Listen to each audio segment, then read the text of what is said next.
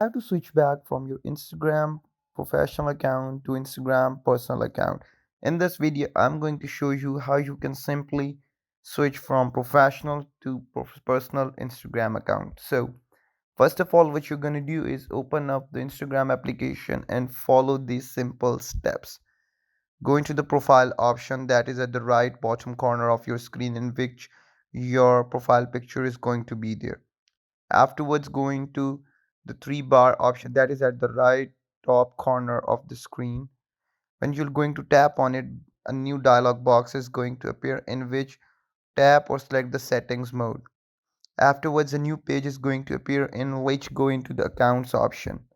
Afterwards, a series of options would open up, in which switch or tap on the switch account type. When you're going to do so, a new dialog box is going to appear, in which just tap it or tap on the switch to personal account. When you're going to do this, a dialog box having or stating precautions is going to appear, in which you're going to anyhow switch or tap on the personal account option. When you're going to do so, switch to personal account, a dialog box has appeared stating that your account has been switched to personal.